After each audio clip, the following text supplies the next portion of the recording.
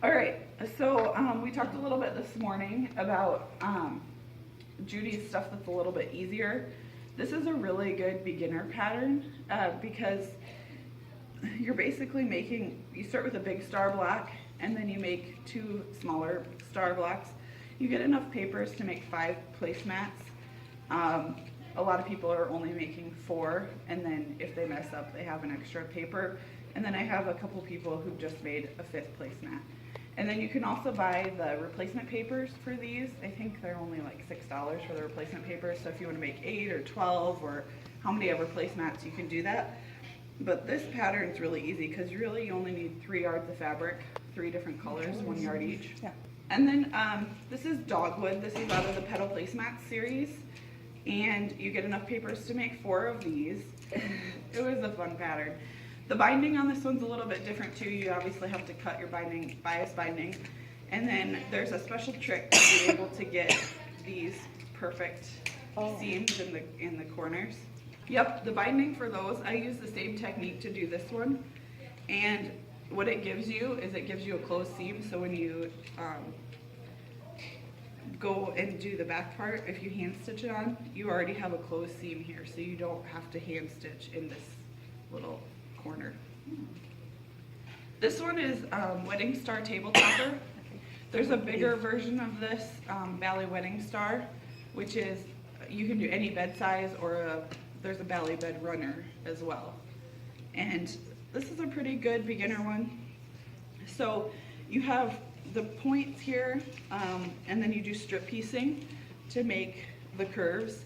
I've done other wedding ring quilts, and I didn't like their technique as much as I like Judy's. The way that Judy does strip piecing is really fast. So for this one, I think you can fit 12 papers on a strip, so use 2.5 inch strips. So the other thing is with hers is, you know, the paper piecing just gives you these perfect points that you would never be able to get without paper piecing. And she has registration points lined up in here. We also use that purple thing that I was telling you about to line up our 1/4 inch seams so you get the perfect points. Your halves match up perfectly right there. Yeah, this is a new one. This one's called Autumn Pines. This is similar to that diamond wedding star that I showed you that I designed with that Paris fabric, only you make a bunch of these. This is poinsettia. Oh, that's Isn't that? Yeah.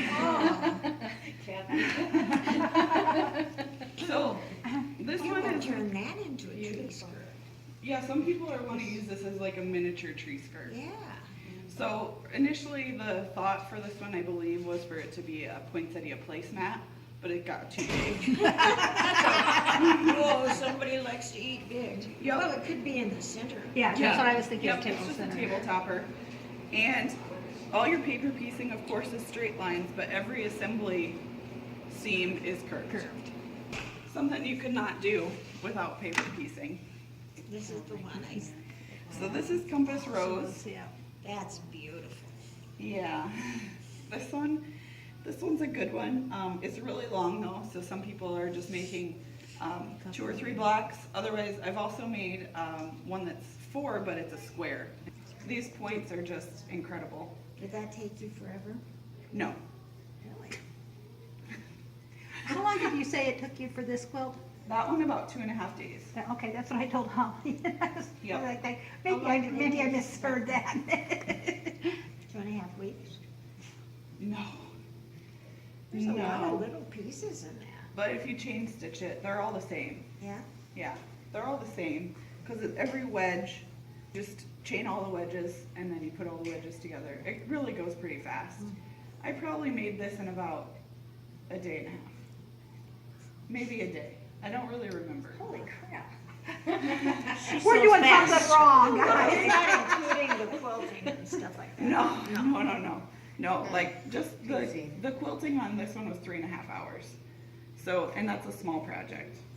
So, you know, it just kind of, it just depends what you want it to look like. Because those are custom quilted, you know. It took me only about 4 hours to quilt that one. Is That's this a pantograph. freehand? Oh, this is pantograph. Pantograph. So it's a lot faster when you're following lines Right. than when you're doing ruler work and things. Right. But those two patterns are really good for beginners. Stained glass window, fractured paint box, and fractured star. They go together really quickly.